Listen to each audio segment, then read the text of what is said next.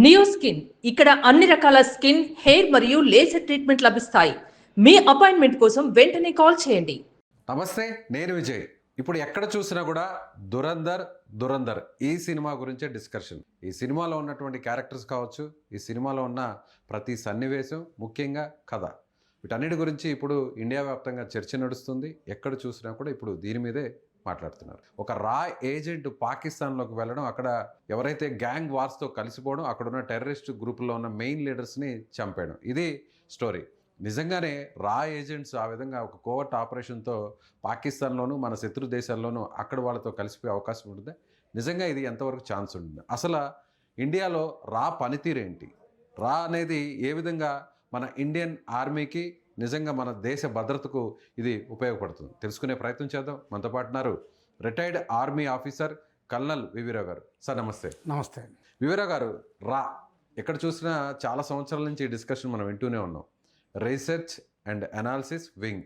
అసలు రా పనితీరేంటి? నిజంగానే ఈ దురందర్ సినిమాలో ఏ విధంగా పనిచేశాడో అక్కడ ఏజెంటు, హీరో, అదేవిధంగా చాలామంది ఏజెంట్స్ అదేవిధంగా శత్రు దేశాల్లో కలిసిపోతారు. అక్కడ ఎవరైతే పోలీస్ కావచ్చు, ఆర్మీ కావచ్చు, లేదంటే టెర్రరిస్టులు కావచ్చు, వాళ్ళతో కలిసిపోయే అవకాశం ఉంటుంది. ఇప్పటివరకు జరిగాయి.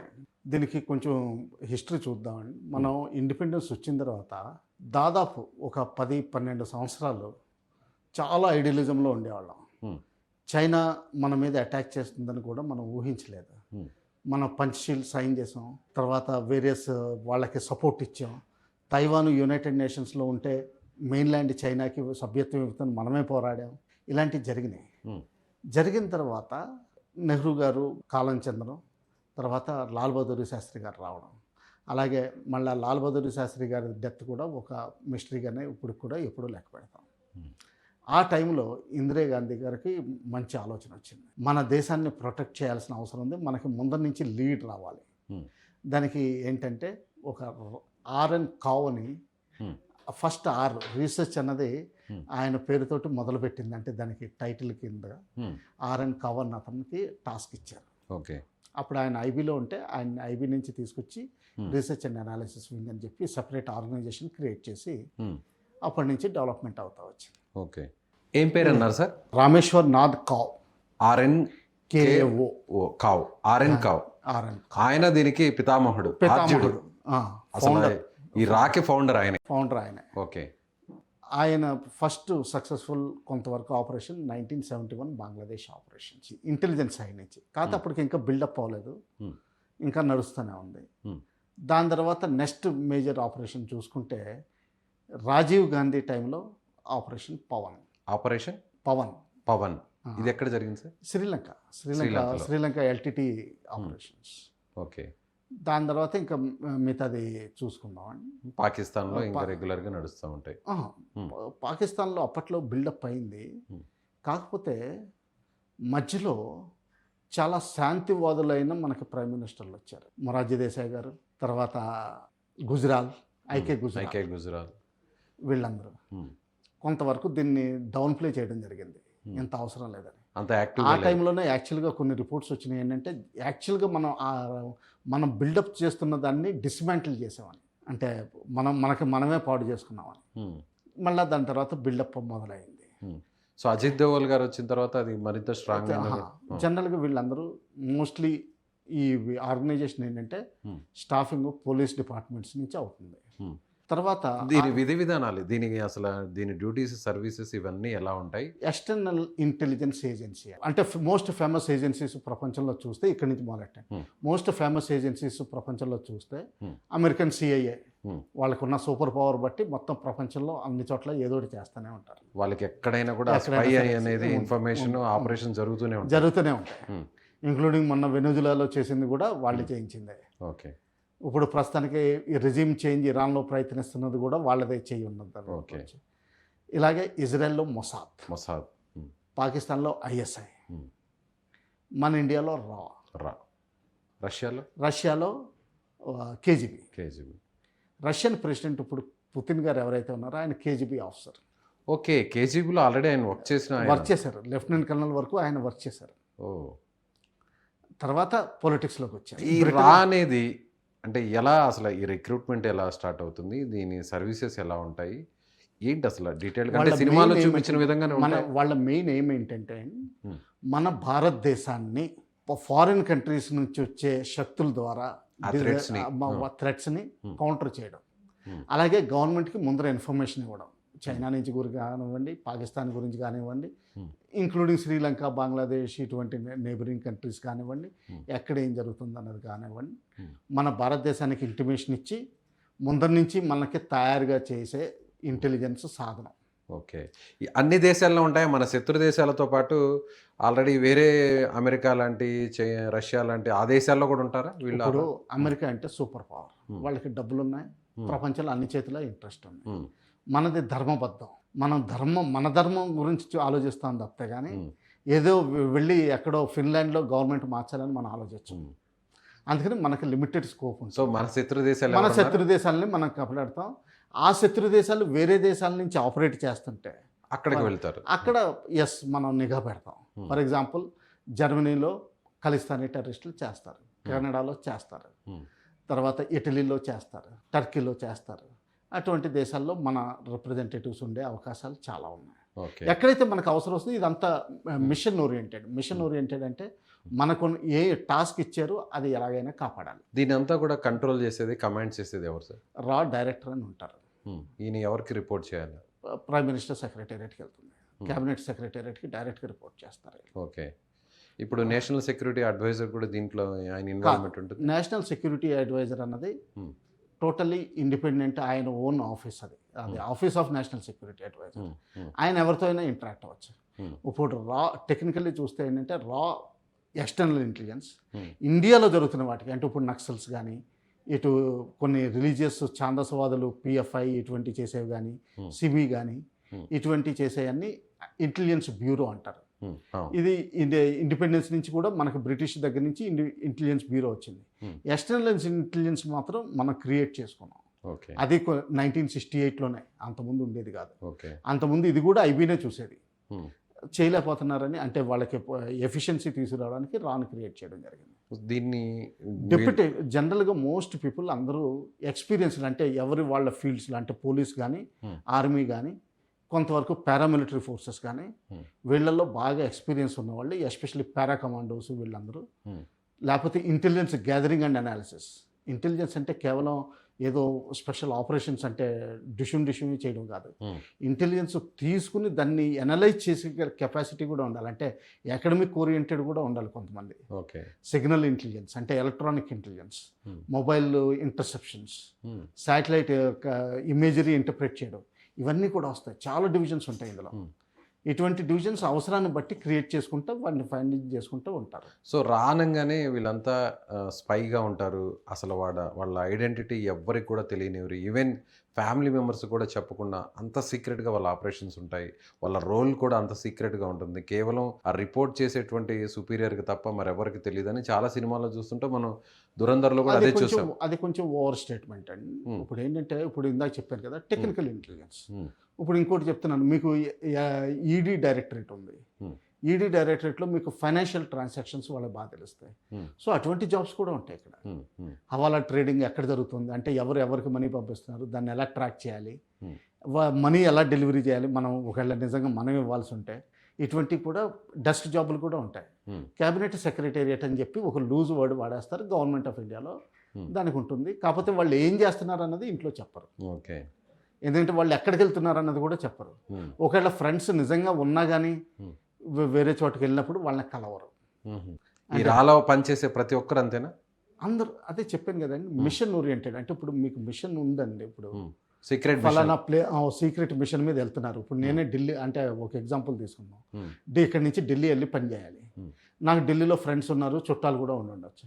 కానీ నేను వాళ్ళని ఎవరిని కలవను. నా పని మీద నేను వెళ్ళిపోతాను. నా సేఫ్ హౌస్లో నేను ఉంటాను. అంటే కొన్ని హోటల్స్ కానీ ఇది కానీ ఏదైనా సరే కొన్ని సేఫ్ హౌస్లు కూడా క్రియేట్ చేసుకుంటారు. అంటే ఏంటంటే ఒక ఇల్లు అద్దె తీసుకుని అక్కడికి వచ్చి గెస్ట్లా ఉండి వెళ్ళిపోతారు. ఓ ప్రైవేట్ కార్ ఉంటుంది, ఎవరికి అనుమానం రాదు. ట్యాక్సీ కూడా హైర్ తీసుకోరు. ఎందుకంటే ఇప్పుడు ట్యాక్సీ హైర్ తీసుకుంటే ఏమవుతుంది, నేను వచ్చినట్టు, నేను ఎక్కడి నుంచి వచ్చాను, ఎక్కడ దిగాను, ఎంతసేపు తర్వాత వెళ్ళిపోయాను అన్నది ఎవరో ఒకళ్ళు రికార్డ్ చేస్తున్నారు. సో అది దొరకకుండా వాళ్ళు ఎవరి జాగ్రత్త, దానికి టెక్నిక్స్ ఉంటాయి. సో మరీ అంత అంటే ఏంటంటే యాక్చువల్గా ఏంటంటే ఇది ఒక మిస్నోమర్. మనం చాలా వరకు బ్యాంకింగ్ సెక్టర్లోను, ఎకనామిక్ సెక్టర్లోను, Hmm. ఈవెన్ కంప్యూటర్ సెక్టర్లోను హ్యాకింగ్ ఉంటుంది. ఇప్పుడు చైనాలో అయితే 2 హ్యాకింగ్ బెటాలియన్స్ ఉన్నాయి.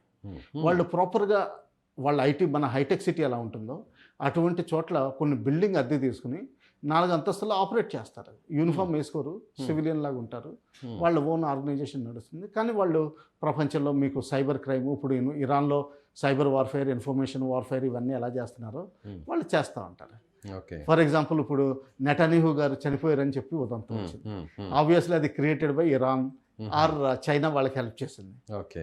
అందులో ఒకటి సరిగ్గా కుదరలేదు, 6 వేళ్ళు వచ్చినాయి అన్నారు అవును. నెటన్యాహు గారికి. Hmm. సో దాన్ని కౌంటర్ చేయడానికి దాదాపు నెటన్యాహు గారికి 3 రోజులు పట్టింది. Hmm. పబ్లిక్ వీళ్ళలోకి వెళ్ళే కానీ వీడు డూప్ అన్నారు. Hmm. ఇలాంటి కౌంటర్ చేస్తూనే ఉంటారు. ఇది కూర్చున్న వాళ్ళు ఆన్ చేయరు. మన హైటెక్ సిటీలో ఎలా చేస్తున్నారో అలాగే చేస్తూ ఉంటారు. అలాగే సినిమాలో కూడా సార్ మనం హీరో క్యారెక్టర్ని చూస్తే రణ్వీర్ సింగ్ది సో చూసినట్లయితే మోహిత్ శర్మ, మేజర్ మోహిత్ శర్మ. సో నిజ జీవితంలో కూడా అలాంటి క్యారెక్టర్. అతను కూడా గతంలో ఆర్మీలో నుంచి వెళ్ళాడు, అక్కడ టెర్రరిస్టులతో కలిశాడు, కొన్ని రోజుల పాటు ఉన్నాడు, వాళ్ళలో కొంతమంది చంపేశాడు, అక్కడి నుంచి వచ్చాడు అని అంటారు. నిజంగా అలా జరుగుతాయి? ఎగ్జాక్ట్లీ జరిగినాయండి. Hmm. నా కోస్మేట్ కూడా ఒక అతను ఉన్నాడు. Hmm. అతను స్కాలర్షిప్ తీసుకుని మామూలుగా ఫారిన్ వెళ్ళిపోయి టెర్రరిస్టులతో పాకిస్తాన్ వెళ్ళి టెర్రరిస్టులతో కలిసిపోయి Hmm. మళ్ళీ ఇండియాకి ఇన్ఫిల్ట్రేట్ చేసి తర్వాత Hmm. మన ఆర్మ్ ఫోర్సెస్లో వెనక్కి వచ్చి జాయిన్ అయిపోయాడు. అలా ఎన్ని రోజుల పాటు ఉన్నారు సార్ అక్కడ టెర్రరిస్ట్? ఆయన సంవత్సరం ఉన్నాడు. 1 year. 1 year సో కంప్లీట్గా టెర్రరిస్ట్గా మారిపోయారు. టెర్రరిస్ట్గా ఆపరేట్ చేశాడు. అంటే ఇంక వాళ్ళకి కలిసిపోయి. నమ్మాలి అని అంటే కలిసిపోయి. ఇంచుమించు అలాగే ఉండాలి కదా. ట్రైనింగ్ తీసుకోవడం, మొత్తం అన్ని చేయడం, Hmm. వాళ్ళ ఇంటికి రావడం చేశారు. ఆ మూవీలో కూడా మనకి లాస్ట్లో చూస్తే ట్రైనింగ్ ఎలా ఇస్తారు, ఎంత షార్ప్గా ఉండాలి, ఎంత కాన్ఫిడెంట్గా ఉండాలి, సో ఇవన్నీ కూడా టెర్రరిస్టులు ఎంత స్ట్రాంగ్గా వాళ్ళు ఆ ట్రైనింగ్ ఉంటుంది అవన్నీ కూడా ఇస్తారు, ముందుగానే ఇస్తారు. ఇప్పుడు మీరు చూస్తున్నది ఓన్లీ మిలిటరీ యాంగిల్లో మాట్లాడుతున్నారండి. మిలిటరీ యాంగిల్లో మీరు చెప్పింది ఒకటే ఎగ్జాంపుల్ ఇచ్చారు. 4-5 ఉన్నారండి. ఇలాగ పాకిస్తాన్ వెళ్ళి టెర్రరిస్టులతో పాటు అదే ఆఫ్ఘనిస్తాన్ నుంచి ఎక్కడి నుంచో వచ్చినట్టు వాళ్ళతో పాటు ట్రైనింగ్ క్యాంప్కి వెళ్ళి మురిటికి వెళ్ళి తర్వాత ఇవన్నీ క్యాంపుల్లో జాయిన్ అయ్యి అక్కడ ట్రైనింగ్ అయ్యి మళ్ళీ టెర్రరిస్టులతోటి వాళ్ళు ఎలా ఇన్ఫిల్ట్రేట్ చేస్తున్నారో మన ఇండియాలోకి దొంగదారిని వచ్చి మళ్ళీ ఇండియన్ ఆర్మీలో జాయిన్ అయిన వాళ్ళు కూడా ఉన్నారు. సో రాలో అలా పనిచేసిన వాళ్ళు అజిత్ దోవల్ గారి గురించి చెప్తారు. ఆయన కొన్ని సంవత్సరాల పాటు పాకిస్తాన్లోనే ఉన్నారు, భిక్షగాడుగా తిరిగాడు, అక్కడున్న ఇన్ఫర్మేషన్ అంతా కూడా మన ఇండియాకి ఇచ్చారు, చాలా విషయాలు ఆయన మనల్ని సేవ్ చేశారంటారు. నిజమేనా? అది కొంచెం పోయిటిక్ లైసెన్స్ ఉంటుందండి. అదే మన తెలుగులో ఏమంటామంటే కవిత్వం రాసే వాళ్ళకి కొంచెం లైసెన్స్ ఉంటుంది, కొంచెం ఇంట్రెస్టింగ్గా చేయడానికి. ఇప్పుడు ధురంధర్ సినిమా కూడా చూస్తే లైటింగ్, సౌండ్, గ్రాఫిక్స్ ఎఫెక్ట్ తోటి మనకి ఏదో చెవులు అదిరిపోయేటట్టు ఇమ్మర్సివ్గా చేసేస్తుంది. నిజంగా పోలేదా అజిత్ దోవల్ గారు? వెళ్ళారు. He has done the job. కానీ ఏంటంటే మరీ ఇంత భిక్షగాడిలాగా వెళ్ళి చేయాలి. ఎందుకంటే అక్కడ కూడా పాకిస్తాన్లో ఏమవుతుందంటే మన ఇండియన్ ఎంబసీని ప్రతి వాళ్ళని అక్కడ ఐఎస్ఐ అబ్జర్వ్ చేస్తూనే ఉంటుంది, అందరినీ నిఘా పెడుతుంది. అంత ఈజీ ఏం కాదు. కానీ ఆయన స్పై అయితే చేస్తారు, కొన్ని సంవత్సరాలు ఉంటాయి. అలాగే ఇంకా నిజంగా చెప్పాలంటే మీడియాలో కూడా వచ్చింది, పాకిస్తాన్ వాళ్ళు కూడా మన ఇండియన్ ఆర్మీలో జాయిన్ అయ్యి మళ్ళీ వెనక్కి వెళ్ళిపోయిన వాళ్ళు ఉన్నారు. అటువంటివి కూడా జరిగినాయి. ఇది రెగ్యులర్ నడుస్తూనే ఉంటాయి. కాకపోతే ఏంటంటే జనరల్గా ఇస్లాంలో కొంచెం మోటివేషన్ ఎక్కువ అలాంటివి చేయడానికి. మన కల్చర్లో ఇటువంటి పనులు చేయడం కొంచెం మోటివేషన్ తక్కువ ఉంటుంది. సో అందుకని చెప్పి రైట్ మెటీరియల్ వాళ్ళు వెతుక్కుని పంపించాల్సి ఉంటుంది. చేసిన వాళ్ళు ఉన్నారు, చాలా మంచి పనులు చేసిన వాళ్ళు ఉన్నారు, అలాగే చాలా సీక్రెట్స్ మనకి తీసుకొచ్చిన వాళ్ళు ఉన్నారు. ఎందుకంటే కొన్ని సీక్రెట్స్ ఎవరికి బయటికి తెలియకుండా ఉంటారు. అలాగే ఇప్పుడు అక్కడ సోర్సెస్ కల్టివేషన్ చేసిన వాళ్ళు, ఇప్పుడు ఫర్ ఎగ్జాంపుల్ చూడండి, ముషరఫ్ గారు చైనా వెళ్ళారు కార్గిల్ టైంలో. కార్గిల్ జస్ట్ మొదలయ్యే ముందర ఆయన ఇంటి దగ్గర మాట్లాడుతుంది, కంప్లీట్ కాన్వర్జేషన్ మన ఇండియాలో లీక్ అయింది. అది స్పెషల్ ఆపరేషన్ చేశారు మన వాళ్ళు. రాపనే పాకిస్తాన్ మినిస్టర్లు ఇన్వాల్వ్ ఉన్నారు, తర్వాత బ్యూరోక్రాట్స్ ఇన్వాల్వ్ ఉన్నారు, సిగ్నల్ ఇంటర్సెప్టర్స్ ఇన్వాల్వ్ ఉన్నారు, బోల్డెన్ ఏజెన్సీలు ఉన్నాయి ఇందులో. అంటే మోడస్ ఆపరండి యాక్చువల్గా ఎప్పుడు డిస్కస్ చేయకూడదు తెలిసినా కానీ. ఎందుకంటే ఎక్కడో దొక్కుని అంటే రెట్రాస్పెక్ట్లో కూడా అంటే అప్పుడు ఈసారి ఇలాగ అయింది కదా అంటే ఇక్కడ ఏదైనా అయిందా అన్నది డౌట్ వస్తుంది. సో అందుకని చెప్పి జనరల్గా వీళ్ళు ఏంటంటే ఎప్పుడు మాట్లాడరు, సింపుల్గా ఉంటారు, వాళ్ళ పనులు వాళ్ళు చేసుకుంటారు, కొంచెం ఇంట్రోవర్ట్ లాగా ఉంటారు. ఇంట్రోవర్ట్ అంటే ఎవరితోటి ఎక్కువ మాట్లాడరు, పొడిపొడిగా మాట్లాడతారు. ఇంకొక విషయం సార్, ఇలా రాలో పనిచేస్తూ సీక్రెట్ ఆపరేషన్స్ కోసం పాకిస్తాను, బంగ్లాదేశ్ ఇలా మన శత్రు దేశాలకు వెళ్ళినటువంటి వారు చనిపోయిన వారు కూడా ఉన్నారు అని అంటారు. నిజమే? Yes, exactly. పట్టుబడిన వాళ్ళు కూడా ఉన్నారు. Hmm. ఇప్పుడు ప్రస్తుతం పాకిస్తాన్ ఒక అతన్ని చెప్తోంది, Hmm. ఇంకా ఆయన జైల్లోనే ఉన్నాడు. Hmm. ఉరిశిక్ష వేశారు వాళ్ళు, military court. Hmm. International court of జస్టిస్లో మనం ఆ ఉరిశిక్షను రద్దు చేయమని చెప్పి తెచ్చాం. Hmm. కానీ వాళ్ళు ఇంకా రిలీజ్ చేయలేదు. Hmm. వాళ్ళ అమ్మ వైఫ్ పాకిస్తాన్ వెళ్ళినప్పుడు Hmm. వాళ్ళని చాలా దారుణంగా చూశారు. Hmm. అలాగే ఇంకోటి చూడాలంటే 1971 వార్లో మనం 93,000 మంది ప్రిజనర్స్ ఆఫ్ వార్ని మనం రిలీజ్ చేసాం. ఓకే. కానీ వాళ్ళు మన వాళ్ళని దాదాపు 150 మందిని రిలీజ్ చేయలేదు, Hmm. Especially air force pilots. Hmm. ఎందుకంటే మిగతా వాళ్ళందరికీ ఎవరో ఒకళ్ళు ఇద్దరు ఉంటారు కనీసం మనుషులు. ఎయిర్ ఫోర్స్ పైలట్ పాకిస్తాన్ భూభాగం మీదకి వెళ్ళినప్పుడు అభినందన్ కేసు అందరికీ తెలుస్తుంది. అవును, మళ్ళీ అభినందన్ మనకు తెలిసిపోయింది కాబట్టి బయటికి తీసుకురాగలిగాం. అదే చాలా మందిని ఏంటంటే ఆ యుద్ధ టైంలో వాళ్ళు చెప్పరు, ఒప్పుకోరు. మా దగ్గర కస్టడీలో ఉన్నాడని ఒప్పుకోరు, చెప్పరు, బయటికి చెప్పరు బయట. తర్వాత వాళ్ళని టార్చర్ చేసి మన ఇన్ఫర్మేషన్ అంతా లాగాలని చూస్తారు. ఇదంతా ఉంటుంది.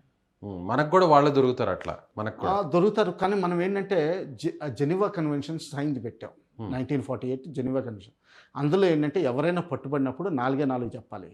పేరు, మతం, అంటే ఏంటంటే ఒకళ్ళు చనిపోతే ఎలా దహనం చేయాలన్న దానికి గురించి, బ్లడ్ గ్రూప్, మెడికల్ ఏజెన్సీ కావాలంటే, తర్వాత ర్యాంక్, వాళ్ళు అంటే ఇప్పుడు నేను ఆఫీసర్ అయితే నాకు చిన్న పని కూలి పని ఇవ్వలేరు, లేకపోతే తోటమాల పని ఇవ్వలేరు జైల్లో కూడా. వాళ్ళ జైల్లో కూడా నాకు ఈక్వలెంట్ ర్యాంక్ చేయగలిగే పనే ఇవ్వాలి. Okay okay. తర్వాత ఆ రూల్ ప్రకారం నాకు నెలకి 1 స్విస్ ఫ్రాంక్ జీతం కూడా ఇవ్వాలి రోజుకి. ఆ జీతం అప్పుడు క్యాష్ ఇవ్వకపోయినా కానీ ఒకవేళ నేను రీపాట్రియేట్ అయితే, అంటే ఇండియాకి వెనక్కి వస్తే దానికి ఈక్వలెంట్ మొత్తం నాకు అకౌంట్లో జమ చేయాలి. అది పే అండ్ అలవెన్సెస్ ఇవ్వాలి. ఇది 1948లో మనం సైన్ చేసాం 4 కన్వెన్షన్లు. ఓకే. పాకిస్తాన్ సైన్ చేసింది కానీ ఫాలో అవ్వదు, మనం ఫాలో అవుతాం. అలాగే కార్గిల్ టైంలో కూడా చాలామంది జవాన్ల బాడీలు దొరికితే పాకిస్తాన్ వెనక్కి తీసుకోలేదు, మా వాళ్ళు కాదని చెప్పేసింది. అంత దారుణంగా ఉంటారండి. మనం వాళ్ళని ఇస్లాం మతం ప్రకారం ప్రాపర్ రిచువల్స్ తోటి, అంటే మౌలవీని నుంచోబెట్టి అక్కడ గొయ్యి తీసి వాళ్ళని పూడ్చి మార్కర్ పెట్టి మనం వెనక్కి వచ్చాం. ఓకే. ఒకవేళ ఎవరైనా సరే వాళ్ళ చుట్టాలు ఈరోజు రేపు వెతుక్కుంటా వస్తే ఇదిగో ఫలానా చోట్ల ఇక్కడ దహనం చేసామని కూడా మనం చూపించగలిగే పరిస్థితిలో ఉన్నాం. సో రీసెంట్గా మనం కొన్ని సంవత్సరాల నుంచి చూస్తున్నాం సార్, పాకిస్తాన్లో ఉన్న ఎవరైతే మెయిన్ టెర్రరిస్ట్ ఆపరేషన్స్ని నిర్వహిస్తున్నారో ఆ మెయిన్ లీడర్స్ అందరూ కూడా ఒక్కొక్కరు చనిపోతూ ఉన్నారు. సినిమాలో కూడా అదే మనం చూసాం. నిజ జీవితంలో కూడా రీల్లో ఏ విధంగా అయితే కొన్ని మెయిన్ లీడర్స్ని అక్కడ లేపేశారో ఎవరైతే హీరో, సో అదేవిధంగా రియల్ లైఫ్లో కూడా పాకిస్తాన్లో ఇంటర్లింక్స్ ఉన్న వాళ్ళందరూ కూడా ఒక్కొక్కరు చనిపోతూ వస్తున్నారు, హత్య గావించబడ్డారు. దీని వెనకంతా కూడా మన రానే ఉందనుకోవచ్చా? అంటే కొంతమంది బెలూచ్ సంబంధించినటువంటి వాళ్ళు పోరాడుతున్నారు కదా, ఇది ఎవరికీ తెలియదు, చెప్పలేరు కూడా. అడగడం కూడా మంచిది కాదు. Yes, okay. ఎందుకంటే ఇప్పుడు కెనడాలో ఒక టెర్రరిస్ట్ లీడర్ చనిపోయాడు 1 సంవత్సరం క్రితం. అతనేమో American citizen. So America investigate చేసి ఈ రోజున గుప్తా అన్న అతన్ని ఎక్కడో బల్గేరియాలోనో చెకోస్లోవేకియాలోనో అరెస్ట్ చేసి అక్కడికి తీసుకెళ్ళిపోయి అక్కడికి అతనికి జైలు శిక్ష ఇంకా ఇచ్చినట్టు లేదు, అతను ఎప్పుడు వరకు మారినట్టు మీడియాలో వచ్చింది. సో ఇటువంటిది ఏంటంటే ఫస్ట్ డిస్కస్ చేయకూడదు, డిస్కస్ చేయరు. యాక్చువల్గా చూస్తే ఏంటంటే సినిమాలో చూసే అన్నీ ఇటువంటి పనులు ఏ మాత్రం చేసినోడికైనా సరే నవ్వు వస్తుంది. సినిమాలో అన్నీ ఫన్నీగా ఉంటాయి. యాక్చువల్ నిజ జీవితంలో టెన్షన్ ఎక్కువ ఉంటుంది, ఎవరు పట్టించుకోరుకుని కూడా చేసేటప్పుడు బయటికి చెప్పలేము. జనరల్గా సైలెంట్గా ఉంటారు. ఇప్పుడు నేను ఇంకొక కొంత ఇంట్రెస్టింగ్ చేస్తాను. ఇప్పుడు నేతాజీ సుభాష్ చంద్రబోస్ గారే ఉన్నారు. ఆ రోజున తైవాన్లో ఫ్లైట్ ఏది క్రాష్ అవ్వలేదు, మరి ఆయన ఎక్కడికి వెళ్ళిపోయినట్టు? ఆ రోజుల్లో రష్యా అప్కమింగ్ దేశం. సో ఒక వర్షన్ ఉంది, ఆయన రష్యా వెళ్ళి రష్యా నుంచి తర్వాత ఇండియాకు కూడా వచ్చినట్టు. దానికి ఒక ఎగ్జాంపుల్ ఏంటంటే నాకు బలమైన కారణం కనిపించేది ఏంటంటే, లాల్ బహదూర్ శాస్త్రి గారు ప్రైమ్ మినిస్టర్ డెసిగ్నేట్గా ఒక ఎవరినో అనామకుడిని తీసుకొచ్చి నెహ్రూ గారి దగ్గర బాడీ దగ్గరికి తీసుకెళ్ళి మళ్ళీ తిరిగి కారు వరకు డ్రాప్ చేసే అంత గొప్ప వ్యక్తి ఎవరు ఉండరు. ఫోటోలో చూస్తే మాత్రం ఆయన నేతాజీ ఫేసు దాదాపు కనిపిస్తుంది. అలాగే ఇప్పుడు నేతాజీ ఫ్రెండ్స్ చాలామంది ఉన్నారు ఆ రోజుల్లో కూడా బతికి, కానీ వాళ్ళందరూ మాటలు చెప్పరు. ఎందుకంటే ఆయన ఏంటంటే సన్యాసం తీసుకోవాలనుకున్నారు, సన్యాసం తీసుకున్నారు, మాట్లాడలేదు అంతే. ఆయనకి ఆనర్ చేయాలి. ఇది ఒక ఎగ్జాంపుల్ చెప్తాను. అలాగే ఇప్పుడు మీడియాలో వచ్చిన వార్తల ప్రకారమే చెప్తాను. బ్రిటన్ యువరాణి ఒక ముస్లిం చైల్డ్ని ప్రెగ్నెంట్గా ఉంది. Hmm. ఆ టైంలో ఆవిడ చనిపోయింది కార్ యాక్సిడెంట్. Car accident. చాలా రూమర్స్ ఏంటంటే MI5 వాళ్ళది ఏదైతే ఎక్స్టర్నల్ ఏజెన్సీ ఉందో అది వాళ్ళు చేశారు. అయి ఉండొచ్చు బహుశా. అది వాళ్ళు ఒప్పుకోరు, వాళ్ళు చేయరు. డయానా. అలాగే మన రాజీవ్ గాంధీ గారు చనిపోవడంలో, తర్వాత ఇందిరాగాంధీ గారి హత్య గావించడంలో కూడా ఎక్స్టర్నల్ ఏజెన్సీస్ ఉండొచ్చు. ఇంతకీ యాసర్ అరాఫత్ PLO లీడర్ మనకి వార్నింగ్ ఇచ్చాడని చెప్తారు. అంటే మన శత్రు దేశాల వల్ల అటాక్ చేశాడు అంటే రాజీవ్ గాంధీ గారి హత్య క్లియర్గా తెలుసు కదా, LTT ప్రమేయం ఉందని వాళ్ళు. LTT ప్రమేయం ఉందనుకుంటున్నాం. ఇప్పుడు LTT ఇప్పుడు ఇదేనండి ఇంటెలిజెన్స్లో ఏంటంటే ఏదైనా ఆపరేషన్ జరిగిన తర్వాత అసలు మాట్లాడరు దాని గురించి. దాంతో ఏంటంటే మీడియాలో ఏదైనా నడుస్తుంటే నడవనిస్తారు.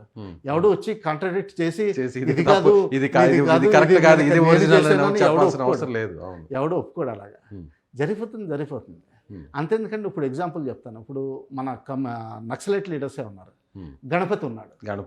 గణపతి ఎక్కడున్నాడు? ఇప్పుడు మీరు ఛత్తీస్గఢ్ జంగిల్లో ఉన్నాడు అనుకుంటున్నారా? Is either in Bengaluru, Hyderabad, Poona or Delhi, JNUలో ఉండి ఉంటాడు. హాయిగా మామూలుగా మీరు ఏ భోజనం బిర్యానీ తింటున్నారో హాయిగా ఆ బిర్యానీ తింటున్నాడు. ఎక్కడో జంగిల్లో దాక్కుని ఉండలేదు. తుపాకులు పట్టుకుని ఎక్కడా లేదు. లేకపోతే మధ్యలో బ్యాంకాక్లో ఉంటాడు. ఇంకొక ఎగ్జాంపుల్ చెప్తాను. ఇలా చెప్పడం వల్ల ఏమాత్రం లీక్ అయినా కానీ ఎంత డ్యామేజ్ అయిపోతాయి ఆపరేషన్స్. అజిత్ డోవల్ గారు IB డైరెక్టర్ కింద రిటైర్ అయ్యారు. ఆ రోజుల్లోనే ఆయన దావూద్ని ఎలిమినేట్ చేద్దాం అనుకున్నారు. మన దేశానికి ప్రధాన శత్రువు పాకిస్తాన్లో ఎలిమినేట్ చేద్దామని చెప్పి రైవల్ గ్యాంగ్ నుంచి థాయిలాండ్ నుంచి స్నైపర్స్ని తీసుకొచ్చారు. ఇక్కడ బ్రీఫింగ్ ఇచ్చి వాళ్ళు వేరే దేశం వెళ్ళాలి, అక్కడి నుంచి పాకిస్తాన్ వెళ్ళి కొన్ని రోజుల్లో జరగబోతున్న పెళ్లికి దావూద్ 100% అటెండెన్స్ గ్యారెంటీడ్ ఉన్న పెళ్లికి అటెండ్ కావాలి. అక్కడ దావూద్ని స్నైపింగ్ చేయాలి.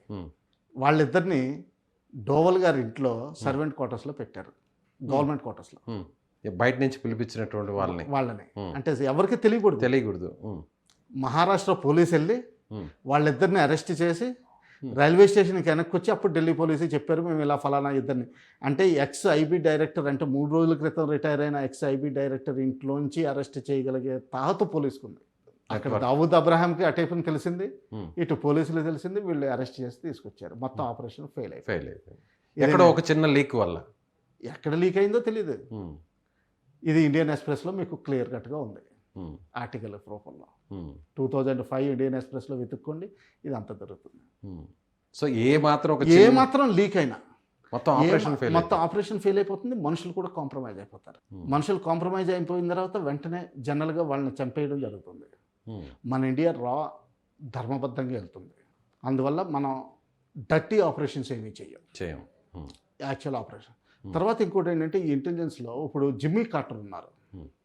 జిమ్మీ కార్టర్ గారు ఒక స్పెషల్ ఆపరేషన్ ఆ రోజుల్లో ఇరాన్లో లాంచ్ చేశారు. అంటే ఏంటంటే హెలికాప్టర్లో ఎక్కడి వరకు తీసుకురావడం, అక్కడి నుంచి వాళ్ళు సముద్రంలో వెళ్ళడం, ఇరాన్ వెళ్ళడం, ఇరాన్ ఎంబసీ అమెరికన్ ఎంబసీని అప్పుడు స్టూడెంట్స్ హోస్టేజ్ తీసుకున్నారు. వాళ్ళందరినీ విడిపించడం వాళ్ళ బాధ్యత. లీక్ అయిపోయింది, మొత్తం అందరినీ పట్టుబడ్డారు. 20 సంవత్సరాల తర్వాత ఎప్పుడు వాళ్ళని రిలీజ్ చేసినట్టున్నారు. మొత్తం ఆపరేషన్ అంతా బాచెప్ అయిపోయింది. ఇంకొక విషయం కూడా సార్, మనం ఈ రాక్ సంబంధించినటువంటి ఈ సీక్రెట్ ఆపరేషన్స్లో స్పైగా అక్కడికి వెళ్ళినప్పుడు చాలా సినిమాల్లో చూసాం, దురంధర్లో కూడా చూసాం. సో అక్కడ వాళ్ళకి ఎవరికి అనుమానం రాకుండా అక్కడ వాళ్ళని కూడా పెళ్లి చేసుకోవడం, పిల్లలకి తండ్రిగా మారడం, ఇవన్నీ కూడా చూస్తుంటాం. ఇవన్నీ జనరల్ జరుగుతాయి. అక్కడ వాళ్ళని పెళ్లి చేసుకోవడం, అక్కడ కుటుంబాలతో కలిసిపోవడం, ఇవన్నీ జరుగుతాయి. పెళ్ళిళ్ళు చేసుకోవడం కూడా అన్నీ జరుగుతాయి. పిల్లల్ని కనడం అన్నీ జరుగుతాయి. జరిగే అవకాశాలు 100% ఉన్నాయి. దాంట్లో ఏమాత్రం నిజమే ఉంటుంది. అంటే ఇవి చాలా అంటే మరీ ఏదో ప్రతి రా ఏజెంట్ తర్వాత ఎవరైనా సరే మీకు అసలు రిటైర్ అయిన తర్వాత కూడా నేను రాలో పనిచేసాను నేను ఎవరు చెప్పరు. సెంట్రల్ గవర్నమెంట్లో పనిచేశాను అంటారు అంతే. లేకపోతే పోలీస్ డిపార్ట్మెంట్లోనే అక్కడ ఓ ర్యాంక్ ఉంటుంది ఆయనకి, ఆ ర్యాంక్లో పనిచేశానని చెప్తారు. సో ఈ రాలో ఎవరినైనా తీసుకుంటారు, పోలీస్ డిపార్ట్మెంట్ వాళ్ళనైనా తీసుకుంటారు, ఆర్మీలో వర్క్ చేసిన వాళ్ళనైనా తీసుకుంటారు, లేదంటే సైబర్ ఎక్స్పర్ట్స్లో ఉన్న వాళ్ళైనా తీసుకుంటారు. చాలా డిపార్ట్మెంట్లో ఫ్రెషర్స్ని తీసుకుంటారు, సీనియర్స్ని కూడా తీసుకుంటారు, కమ్యూనికేషన్ ఎక్స్పర్ట్స్ ఉంటారు, బ్యాంకింగ్ ఎక్స్పర్ట్స్ ఉంటారు, చాలా విధాలుగా ఉంటారు. కానీ ఎవరైతే రివీల్ చేయకూడదు. చేసి పని చేసి వచ్చిన తర్వాత కూడా చెప్పకూడదు, అసలు ఇంకా మాట్లాడరు జీవితాంతం. అందుకనే చెప్పాను కదా ఇందాక, ఇంట్రోవర్ట్గా ఉంటారు. ఇంట్రోవర్ట్స్ ఏంటి, ఎవరితోటి మాట్లాడరు. భోజనం కావాలంటే భోజనం తెచ్చుకున్న తర్వాత నేను ఒక ఎగ్జాంపుల్ చెప్తాను. ఒక అతన్ని నాగా టెర్రరిస్ట్ని కస్టడీలో తీసుకున్నాం. మేము కస్టడీలో తీసుకున్నట్టు నాగా వాళ్ళకి తెలియదు. తర్వాత వాళ్ళకి తెలిసిపోయింది మా కస్టడీలో ఉన్నట్టు. ఎందుకంటే చాలా చోట్ల మాకు ఇన్ఫర్మేషన్ ఇచ్చిన తర్వాత రైడ్ అయిన తర్వాత ఇది కేసు. అతన్ని షిల్లాంగ్లో నా రూమ్ పక్కన ఉండేవాడు. అంటే దాచేవాళ్ళం, అంటే అవసరం మధ్యలో దాచేవాళ్ళం. ఎక్కడ అంటే బయట ఎక్కడ తెలియదు, సివిల్ పోలీస్కి ఎవరికి తెలియదు. నేను అతన్ని చాలా జాగ్రత్తగా భోజనం రూమ్కే వచ్చేది.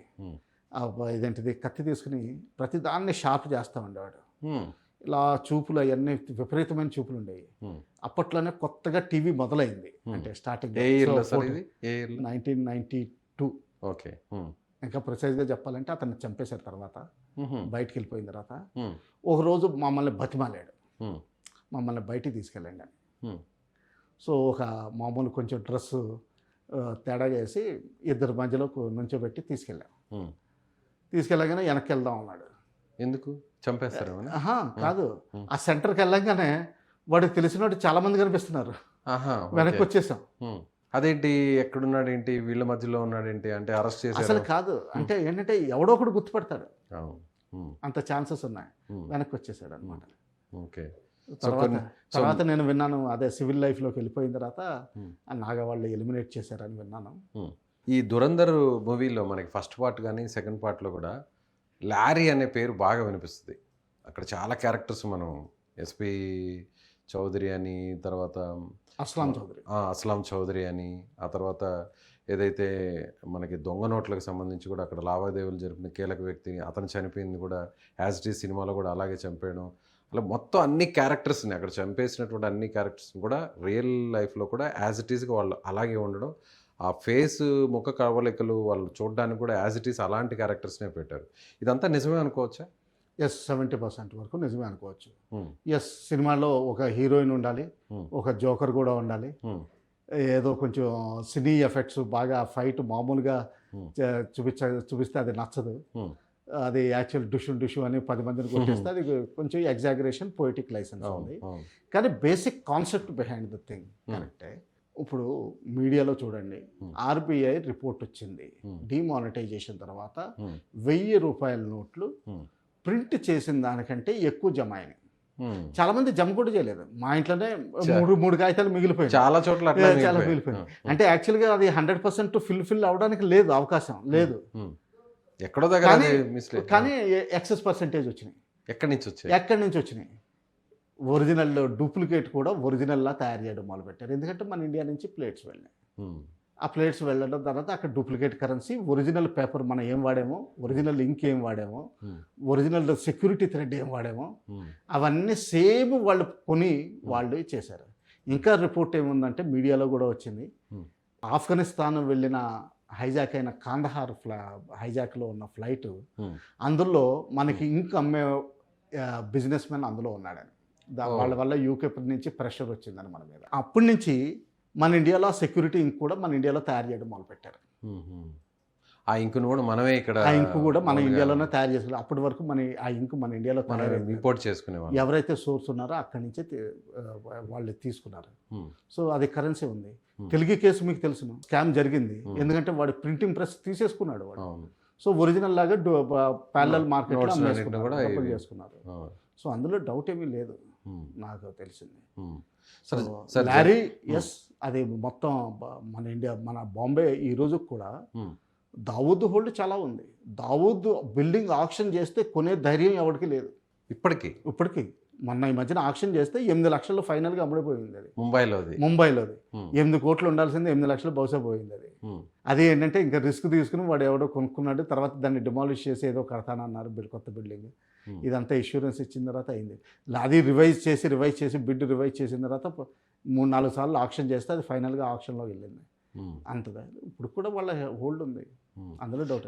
అందులో మూవీలో కూడా దావూద్ ఇబ్రహీం సంబంధించి కూడా మన రా ఏజెంట్ ఒక అతను, అంటే మెర్క్యూరీ ఒక క్యాప్సిల్ని ఒకటి తయారు చేస్తారు, అది డిఆర్డిఏ తయారు చేస్తుంది. దాన్ని ఒక బ్యాండేజ్ లాంటి దాని మీద దాన్ని పూసుకుంటే టచ్ చేయడం వల్ల లోపల ఆర్గాన్స్ అన్ని చెడిపోయి సో పూర్తిగా సిక్ అయిపోతారు, చనిపోయే ప్రమాదం కూడా. ఇలాంటి నిజంగా జరుగుతుంటాయి. కెమికల్ రియాక్షన్ జరిగే వాటిని ఇవన్నీ కూడా డిఆర్డిఏ తయారు చేస్తారు. పోయిటిక్ లైసెన్స్ ఎక్కువ ఉన్నాయి. మీకు డార్క్ వెబ్ అని ఒకటి ఉంటుంది ఇంటర్నెట్లో, అందులో ఆల్ఖైదా జర్నల్స్ కూడా ఉంటాయి. ఎలా చేయాలన్నది కూడా, ఇలా ఎలా చేయాలన్నది కూడా ఉంటుంది. అంటే మీకు ఇక్కడ ఎక్కువ యాక్చువల్గా ఏంటంటే మీరు ఎలాంటి టాపిక్ డిస్కస్ చేస్తున్నారంటే ఈ పబ్లిక్ మీడియాలోకి వెళ్తే కొంతమందికి ఐడియాలు వస్తాయి. Okay okay. రష్యా కేజీబీ డిఫెక్టర్స్ జనరల్గా లండన్ వెళ్ళిపోతారు. వాళ్ళని ఇద్దరిని చంపివేయడం జరిగింది. అందులో ఒక కేసు ఏంటంటే అతను బస్సు ఎక్కుతాడు. ఓకే. ఆ బస్సు ఎక్కినప్పుడు వెనకాల కేజీబీ ఏజెంట్ కూడా ఎక్కాడు. అతని దగ్గర ఒక గొడుగు ఉంది. ఆ గొడుగు పైన కొంచెం ఐరన్ పీస్ లాగా ఉంటుంది. అక్కడ ఆ పాయిజన్ పెట్టారు. అతని స్కిన్కి టచ్ అయింది. స్కిన్కి టచ్ అయిన తర్వాత ప్యాంటులోంచి చిన్న నీడిల్ గుచ్చుకుంది అతనికి. అతను చూసుకుంటే మామూలుగా మనకేంటో అది బ్లడ్ శాంపుల్ తీసుకుంటారు కదా చిన్నది, అది మలేరియాకి బ్లడ్ శాంపుల్ తీసుకున్నట్టు డయాబెటీస్ చెక్ చేయడానికి డయాబెటీస్ చెక్ చేసుకున్నంత అతను చూసుకున్నాడు. ఏం అవ్వలేదు అనుకున్నాడు, చనిపోయాడు. అది హైయెస్ట్ లెవెల్ పాయిజన్ అది రష్యా నుంచి వచ్చి. ఇంకా నేను పొలిటికల్ ఇవన్నీ యాంగిల్స్ వస్తాయి కాబట్టి ఇండియాలో కూడా 2-3 అక్యూజేషన్స్ సీక్రెట్ ఆపరేషన్స్ కూడా ఇండియాలో కూడా 2-3 పొలిటీషియన్స్ అటువంటి కెమికల్స్ తీసుకొచ్చారని ఆరోపణలు ఉన్నాయి. కానీ వద్దులేండి, ఆ పేర్లు వద్దు, మళ్ళీ కాంట్రవర్సీ అవుతుంది. ఓకే. సో అంటే రా అనేది గతంలో పోలిస్తే ఇప్పుడు చాలా అడ్వాన్స్డ్గా మారింది. ముఖ్యంగా మీరు చెప్పినట్టుగా సిఐఏ అమెరికా, రష్యాకి సంబంధించి కేజీబీ, అదేవిధంగా మన పాకిస్తాన్కి సంబంధించిన ఐఎస్ఐ, వీళ్ళందరితో కంపేర్ చేసుకుంటే మొసాద్, అన్నిటికంటే కూడా మొసాద్ ఇంటెలిజెన్స్ వ్యవస్థ చాలా పకడ్బందీ అంటారు. ఒకటి గుర్తుపెట్టుకోండి, ఇజ్రాయెల్ చిన్న దేశం 1948లో తయారైంది. అది అంతకుముందు దేశం 4000 సంవత్సరాల క్రితం ఉండేదని చెప్పుకుంటున్నారు తప్పగానే ఏమి లేదు. ఇప్పుడు ఊస్తే 4 అరబ్ దేశాలు ఊస్తే అది మాయమైపోతుంది. కానీ ఈరోజు ఎంతమంది అది ఉండాలి, వాళ్ళకి ఆత్మరక్షణ ఏ రోజు ఉంటుందో లేదో తెలియదు. అందుకని మొసాద్ని అంత స్ట్రాంగ్గా చేసుకున్నారు. నెటాన్యాహు ఒకటి కౌంటర్ టెర్రరిస్ట్ ఆపరేషన్లో వాళ్ళ అన్నయ్య చనిపోయాడు. నెటాన్యాహు ఆపరేషన్లో ఉన్నాడు. యుగాండే వెళ్ళి వాళ్ళ విమానాన్ని రిలీజ్ చేసుకుని వచ్చారు ప్యాసింజర్ని. నెటాన్యాహు స్పెషల్ ఫోర్సెస్లో ఉండి ఆపరేషన్ చేశారు. మన ఇండియన్ పొలిటీషియన్స్ అయితే ఆర్మ్ ఫోర్సెస్ జాయిన్ అవ్వరు. అందరూ వాళ్ళ నాన్న పేరు చెప్పుకుని బతికే రకాలు. ఏం చేస్తాం, అక్కడ అటువంటి వాళ్ళు ఉంటారు లీడర్స్. సో వాళ్ళది అది. అలాగే సిఐఏ మీకు బోల్డెన్ ఆపరేషన్స్ మీకు ఏ కంట్రీలో చూడండి, ఇంక్లూడింగ్ ఇండియాలో 1962లో ఎప్పుడైతే చైనా వార్ అయిందో మీకు నందాదేవి మీద అటామిక్ ఎక్విప్మెంట్ పెట్టారు. అదే నేను ఇందా చెప్పాను కదా, అంటే ఊరికి డిష్యూ అన్నది కాదు. ఆ స్పెషల్ ఎక్విప్మెంట్ ఏంటంటే చైనాలో ఏమాత్రం న్యూక్లియర్ ఇది చేసినా కానీ అన్ని రికార్డింగ్ చేసి వెనక్కి పంపిస్తుంది. అది పొరపాటున ఏమైందంటే అది నీళ్లలోకి వెళ్ళిపోయింది. అది ఇప్పుడు వరకు ట్రేస్ అవుట్ కాలేదు.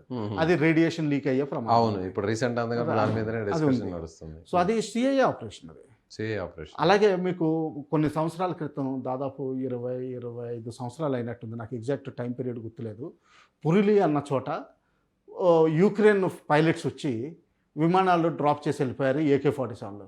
మీరు గాలిలో చూస్తుంటే విమానం పైనుంచి AK-47లు పడుతున్నాయి. అదొక ఎయిర్ ఫోర్స్ రెడార్ పట్టుకుంది. అది లొకేషన్ చెప్పను నేను.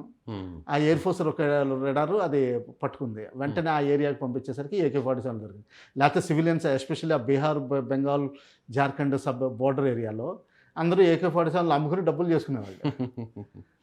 ఓకే సార్, అంటే రా పనితీరు ఇప్పుడు చాలా అడ్వాన్స్డ్గా, చాలా పర్ఫెక్ట్గా ఉందనుకోవచ్చు. ఈరోజు మన దేశ భద్రతకు, కౌంటర్ ఇంటెలిజెన్స్కి ఇదంతా కూడా బాగా పనిచేస్తుంది అనుకోవచ్చు. ఏది 100% ఎప్పుడు ఉండదండి. అది ఒకళ్ళు ఉంటే మాత్రం 100% సెక్యూరిటీ ఉంటుంది, అందులో డౌట్ ఏమీ లేదు. కానీ ఏంటంటే ఎవరి లిమిటేషన్స్ వాళ్ళకు ఉంటాయి. తెలుగులో ఒక సామెత ఉంటుంది, గుళ్ళో లింగాన్ని మింగేవాడు ఉంటే గుండె మింగేవాడు ఇంకొకరు ఉంటారు. సో ఎవరు, ఇదంతా చాలా పెద్ద గేమ్. ఆ గేమ్లో ఎవరు ముందంజుండి ఎవరు ఎంత మోటివేషన్ తోటి పనిచేస్తే అంత బాగుంటుంది. సో మన భద్రతకు సంబంధించి మీరు ఒక సీనియర్ ఆఫీసర్, ఆర్మీ ఆఫీసర్గా వర్క్ చేశారు, కల్నల్ స్థాయిలో మీరు వర్క్ చేశారు. ఎలా కోఆర్డినేషన్ ఉంటుంది ఆర్మీకి కానీ, ఇంటెలిజెన్స్కి కానీ, ఐబీకి కానీ, అలాగే ఇప్పుడు రాక్ కానీ, వీటన్నిటికీ ఎలాంటి కోఆర్డినేషన్ ఉంటుంది? సెంట్రల్ లెవెల్లో అఫీషియల్గా ఆర్గనైజేషన్ స్ట్రక్చర్ ఏంటంటే మల్టీ ఏజెన్సీ సెంటర్ అని ఉంటుందండి, మ్యాక్ అంటారు. State level multi agency centre.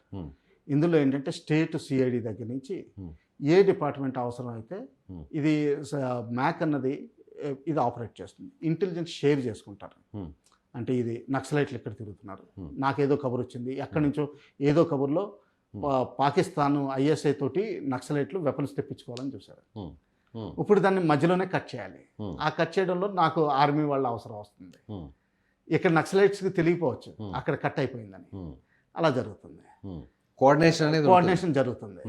అది Yes, చాలా ఆ ఫాస్ట్గా కో- ఉంటుంది. ఆ కోఆర్డినేషన్ బాగానే జరుగుతుంది. Hmm. కానీ ఏ డిపార్ట్మెంట్ వాళ్ళకి ఎవరి ఎనివి వాళ్ళకి ఉంటుంది, ఎవరి జలసి వాళ్ళకి ఉంటుంది. Hmm. Hmm. సో అందులో ఏంటంటే కోఆర్డినేషన్ ఇప్పుడు బాగా ఇంప్రూవ్ అయింది. ఒకప్పుడు అంత కోఆర్డినేషన్ ఉండేది కాదు. Hmm. అలాగే సెంట్రల్ గవర్నమెంట్ లెవెల్లో నేషనల్ సెక్యూరిటీ అడ్వైజర్ కింద డిప్యూటీ నేషనల్ సెక్యూరిటీ అడ్వైజర్స్ ఉంటారు. Hmm. వాళ్ళ కింద సెక్రటేరియట్స్ ఉంటాయి. Hmm. వాళ్ళలో అక్కడ మీటింగ్స్ పెట్టుకుంటారు. Hmm. అన్ని డిపార్ట్మెంట్లో వాళ్ళు వస్తారు, Hmm. ఇంక్లూడింగ్ కస్టమ్స్ దగ్గర నుంచి అందరూ ఎవరు పెడితే వాళ్ళు రావాలి. Hmm. ప్రతి వాళ్ళకి దగ్గర ఒక ఇంటెలిజెన్స్ ఉంటుంది. Hmm. అంటే ఇంటెలిజెన్స్ అంటే కేవలం ఓన్లీ ఏదో టాప్ సీక్రెట్ లాగా కాగితం ముక్కను తీసుకొచ్చి పాస్వర్డ్, కోడ్ వర్డ్, Hmm. గీతా మేరా హాతీ ఏదో అన్నట్టుగా కాకుండా Hmm. సింపుల్ ఇంటెలిజెన్స్ ఏంటంటే Hmm.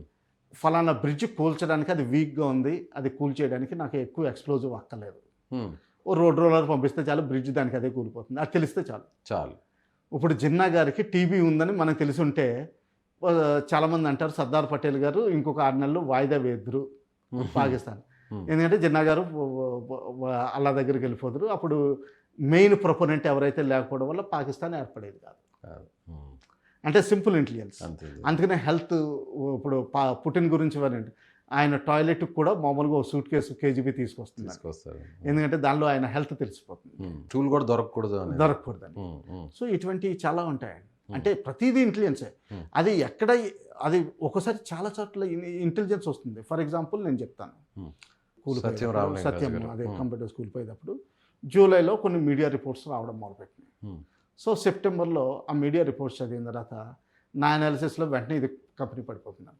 సో కరెక్ట్గా నవంబర్, డిసెంబర్ 4th ఎప్పుడు బయటకు వచ్చి మీడియాలోకి వచ్చాడు. దావూద్కి ఉన్న $800 million Hmm. వేరియస్ ఫారిన్ కంట్రీస్లో, కెనడా, అమెరికాలో ఉండేవి. Hmm. మన రావ్ వీటిని అన్నింటినీ కనుక్కుంది ముందర. అంటే ఏంటంటే ఇవన్నీ దావూద్ ఇబ్రాహిం అన్న పేరుతో ఉండవు. Hmm. ఫోటో కూడా ఆయనది ఉండదు, వేరేదే ఎవరిది బినామీ పేరు మీద ఉండే అవకాశాలు ఎక్కువ ఉంటాయి. Hmm. స్విస్ బ్యాంకుల్లో అయితే వాళ్ళ ఫోటో కూడా వాళ్ళు పెట్టుకోవచ్చు, కానీ ఎవరికి రిలీజ్ చేయరు వాళ్ళ నేషనల్ రూల్స్ ప్రకారం. Hmm. కనుక్కుంది, వాటిని ఫ్రీజ్ చేస్తారు మన డిప్లొమాటిక్ ఎఫర్ట్స్లో. Hmm.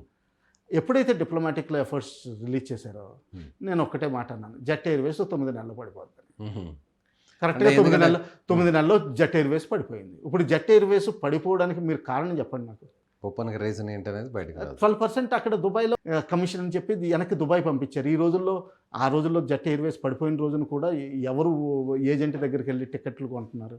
Hmm. అందరూ ఆన్లైన్ 50% పైన ఆన్లైనే కొనేవాళ్ళు. Hmm. కమిషన్ అక్కడ 12% ఎందుకంటే 800 crores వెనక్కి వెళ్ళిపోయాయి. Thank you sir, thank you so much. So ఇది retired army officer colonel V V Rao గారు చెప్తున్నట్టుగా, సో మన దేశ భద్రత కోసం అలాగే అనేక డిపార్ట్మెంట్స్ స్పై ఆపరేషన్స్ చేస్తుంటాయి, సీక్రెట్ ఆపరేషన్స్ మన శత్రు దేశాల్లో విజయవంతంగా చేస్తుంటాయి. సో ఇప్పుడు దురంధర్ 2లో ఎలాంటి ఇన్సిడెంట్స్ జరిగాయో, ఎలాంటి సన్నివేశాలు అందులో ఉన్నాయో, ఎలాంటి క్యారెక్టర్స్ ఉన్నాయో, అది నిజ జీవితంలో కూడా యాజ్ ఇట్ ఈస్గా అలా జరిగినటువంటి సందర్భాలు కూడా ఉన్నాయని ఆయన చెప్తున్నారు. మీరేమనుకుంటున్నారు? వివిరావు గారు చెప్పిన దానికి మీ అభిప్రాయం ఏంటి? కామెంట్ చేయండి.